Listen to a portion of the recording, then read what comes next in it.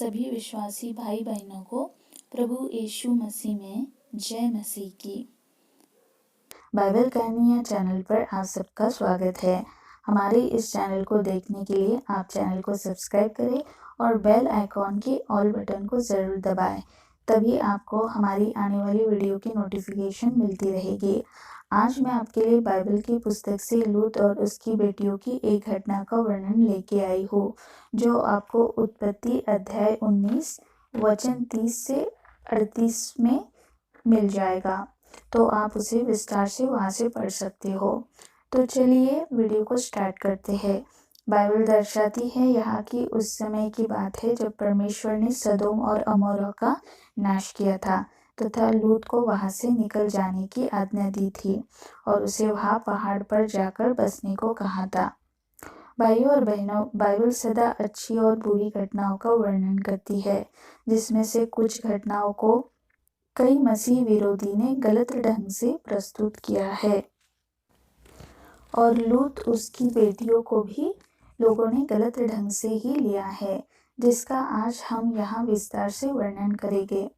Bible दर्शाती है दूसरा तीमुथियुस अध्याय 3 और वचन 16 में, हर एक पवित्र शास्त्र परमेश्वर की प्रेरणा से रचा गया है और उपदेश और समझाने और सुधारने और धर्म की शिक्षा के लिए लाभदायक है।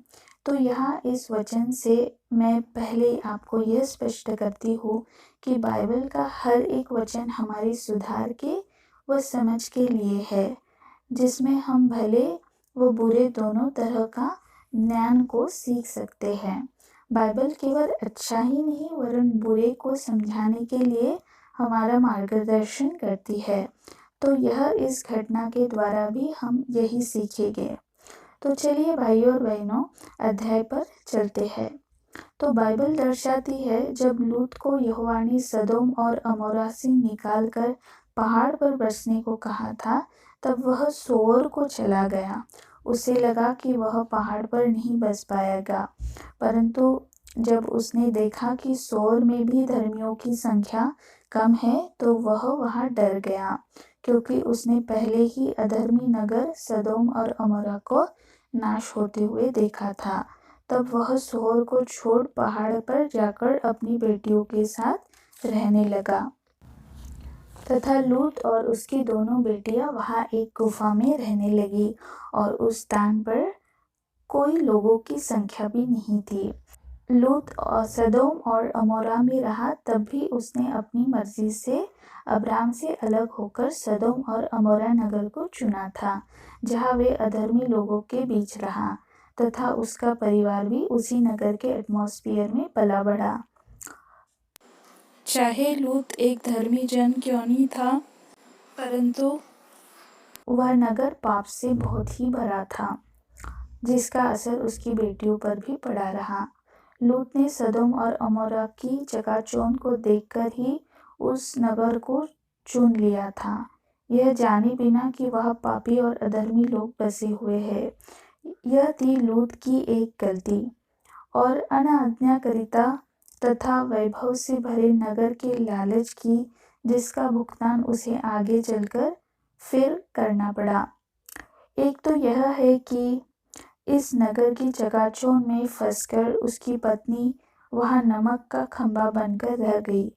दूसरा भुगतान लूत का इस अध्याय में दर्शाया गया है उसकी बेटियों की एक गलत निर्णय। और उसकी बेटियां गुफा में रह रही थी, तब उसकी बड़ी बेटी ने छोटी बेटी से कहा कि हमारे पिता बूढ़े हैं और पृथ्वी भर में कोई ऐसा पुरुष नहीं जो संसार की रीति के अनुसार हमारे पास आए, तो इसलिए आज हम अपने पिता को दाख मधु पिलाकर उसके साथ सोए, जिससे कि हम पिता के वंश को बचाए रखें। यह ध्यान दे मेरे प्रियो कि लूत की बेटियों ने एक तो यह सोच लिया कि पृथ्वी पर कोई उनकी तरह अर्थात उनके वंश को चलाने के योग्य धर्मी नहीं बचा, क्योंकि उन्होंने सदम और अमोरा को अपने सामने नाश होते हुए देखा था। इसलिए उन्होंने ऐसा सोचा कि हमसे ही आगे वंश चलेगा, परंतु कोई पुरुष हमारी तरह धर्मी नहीं बचा जो हमारे वंश को आगे बढ़ाए, ऐसा उस घड़ी में सोचने लगे। तथा दूसरा ध्यान देने वाली बात यहाँ ये है कि उन्होंने अपने पिता को दाख मधु पिलाया। दाख मधु अर्थात नशे का सेवन करवाया, क्योंकि यह यहोवा के विरुद्ध एक पाप था। अर्थात यह भी उस समय नशे के कारण लूत अपने होश आवाज में नहीं था, और ये लोगों ने, जैसे उसकी बेटियों ने ये जो काम किया है, ये काम कामुकता की वजह से किया गया है। नहीं, ऐसा नहीं था। लूत उस घड़ी इस घटना में निर्दोष था, तथा उसकी बेटियों ने भी यह काम वासना की व कामुकता के कारण नहीं किया था, वरन उन्होंने अपनी बुद्धि का गलत इस्तेमाल किया, यह सोचकर कि अपने पिता का वंश कैसे आगे बढ़ाए, तो हम ही उसके वंश को बढ़ाए, ऐसा उन्होंने सोचा। जबकि वह अपनी बुद्धिहीनता में यह भूल गई कि यहोवा ने उनका साथ दिया था।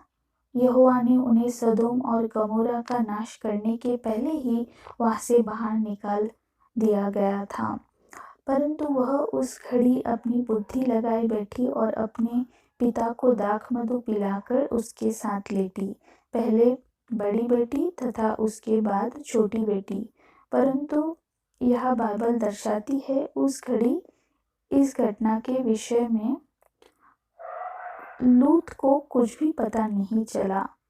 जैसे लिखा गया है इस अध्याय में, उत्पत्ति 19 वचन 35 में लिखा है, सो उन्होंने उस दिन भी रात के समय अपने पिता को दाख मधु पिलाया, और छोटी बेटी जाकर उसके पास लेट गई, पर उसको उसकी भी सोने और उठने के समय का ज्ञान न था।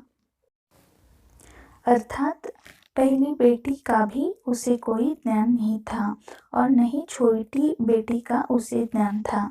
अर्थात यहाँ तो स्पष्ट हो जाता है कि लूत को इस घटना का कुछ भी पता नहीं था। इसी प्रकार हमें बाइबल को बड़े ध्यानपूर्वक एक एक वचन को पढ़ना चाहिए, नहीं तो कोई भी इसका गलत अभिप्राय निकाल सकता है, जैसे कुछ मसीह विरोधी ने निकाला भी है। परंतु यह स्पष्ट है, एक तो यह है कि लूत को दाख मधु पिलाया गया था, अर्थात नशे का सेवन कराया गया था, जिसके चलते मनुष्य अपने होश में नहीं रहता तथा कुछ गलत कदम भी उठा लेता है। इसलिए बाइबल नशा करने के लिए पूरी तरह मना करती है। तथा दूसरा यह है कि लूत की बेटियों ने भी यह कार्य कामुकता या वासना के लिए नहीं, वरन अपने पिता के वंश को आगे बढ़ाने के लिए किया था। हालांकि यह भी गलत विचार था उनका, क्योंकि वंश बढ़ाना यहोवा के हाथ में है, किसी मनुष्य के नहीं। ऐसा करके यह अपनी बुद्धि का इस्तेमाल करके मनुष्य अपने लिए आगे के लिए मुश्किलें बढ़ा लेता है। तो बाइबल में आगे उत्पत्ति अध्याय 19 वचन 37 में लिखा है, और बड़ी एक पुत्र जनी और उसका नाम मोआब रखा।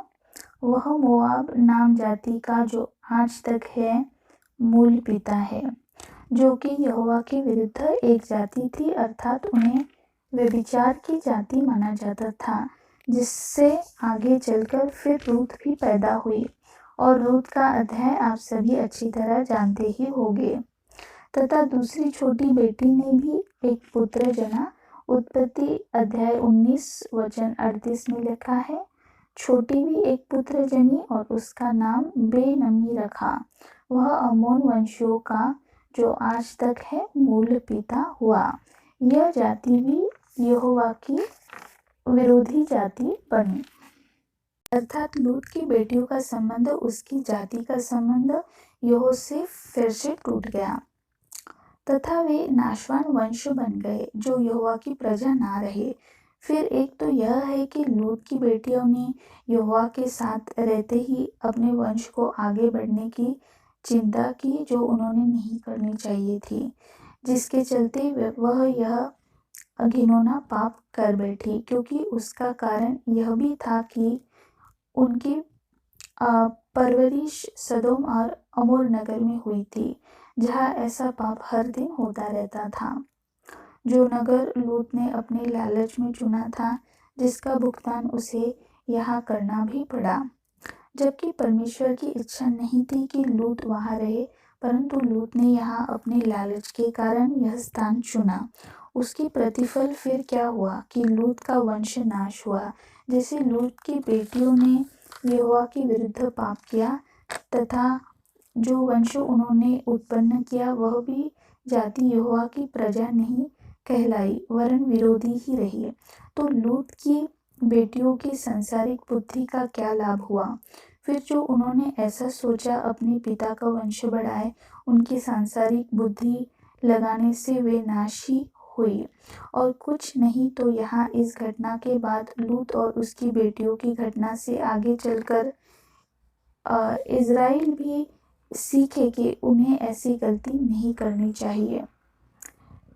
अपने वंश से वो नाश हो गए अगर ऐसी गलती वो करते हैं।